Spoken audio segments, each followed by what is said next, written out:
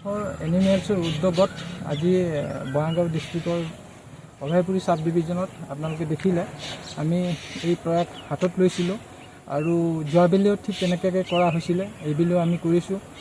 গোটেই কোভিড প্ৰট'কলে গোটেই বিশ্বতে যিটো পৰিৱেশ সৃষ্টি কৰিছে, গতিকে সেই হেতুকে একশ্যন ফৰ এনিমেলছৰ উদ্যোগত যি প্ৰয়াস আৰু যি প্ৰচেষ্টা চলোৱা হৈছে, এই প্ৰয়াস আৰু প্ৰচেষ্টাত ময়ো তাত অংশীদাৰ হ'ব পাৰে মই বাৰুকৈ ধন্য মানিছোঁ আৰু এই লোকৰ লগত সকলোকে আমি সহযোগ কৰিবলৈ ৰাইজলৈ বিনম্ৰ অনুৰোধ জনাইছোঁ। ছাৰ, নিশ্চয় এই সমাজৰ কাৰণে এটা ধনাত্মক দিশ।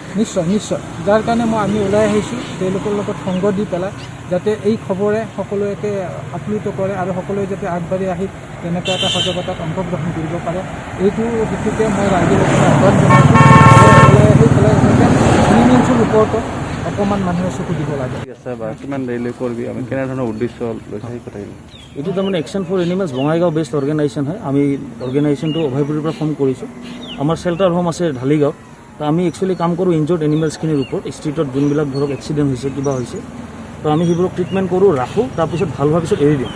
তো এইটো ফিডিং আমি যোৱা বছৰো কৰিছোঁ, যোৱা বছৰৰ পৰা ষ্টাৰ্ট কৰিছোঁ, এইবাৰো কৰি আছোঁ। যিহেতু হোটেল ৰেষ্টুৰেণ্ট চব বন্ধ হৈ আছে, সেইকাৰণে আমি এইবাৰো কৰি আছোঁ আৰু যিমান দিনলৈকে এই লকডাউনটো থাকিব আমি কৰি থাকিম কামটো। মানে ডেইলি কিমানমান কুকুৰক? এতিয়া আমাৰ যোৱাবাৰ আমি কৰিছোঁ 55টা কুকুৰ আছিলে, তাৰমানে আপোনাৰ দেওহাটীৰ পৰা ষ্টাৰ্ট কৰি এইটো লিংকি চিঙালৈকে।